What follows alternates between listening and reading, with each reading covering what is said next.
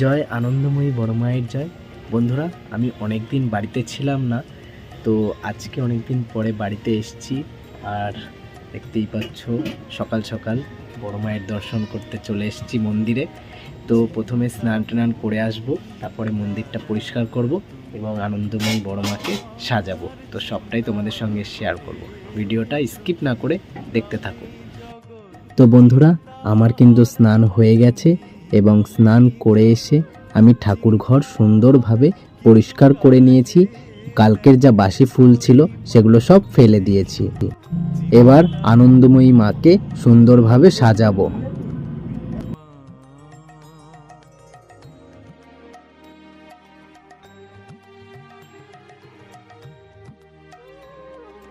বন্ধুরা, আনন্দময়ী মাকে সুন্দরভাবে সাজিয়েছি।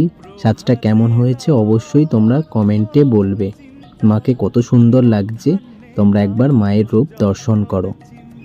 হে মা আনন্দময়ী, তুমি যে মহামায়া, জগৎ জননী, সনাতনী, কৃপা করো, করুণা করো।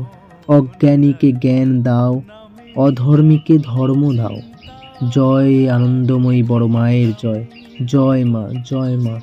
মাগো, তোমার চরণে ঠাঁই দাও। সারা জীবন তোমার চরণ ধরে, তোমার চরণ আঁকড়ে যেন থাকতে পারি। মায়ের পায়ে জবা হয়ে ওঠে না ফুটে মন। জবা ফুলের মতো যেন আনন্দময়ী মায়ের পায়ে নিজের মনকে সঁপে দিতে পারি।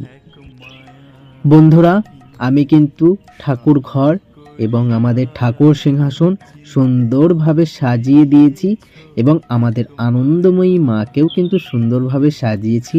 আনন্দময়ী মাকে কেমন লাগছে অবশ্যই তোমার কমেন্ট করে বলবে। জয় আনন্দময়ী বড় মায়ের জয়।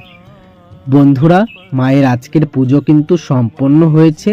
আমি দুঃখিত, মায়ের পুজো তোমাদেরকে দেখাতে পারিনি। অন্য ঠিক একটি ভিডিওতে কিভাবে আমি মায়ের নিত্য পুজো করি সেটা তোমাদের সঙ্গে শেয়ার করব। আর বন্ধুরা, আজকে কিন্তু মায়ের পুজোতে মাকে লাড্ডু এবং মুড়ি দিয়ে পুজো দিয়েছি।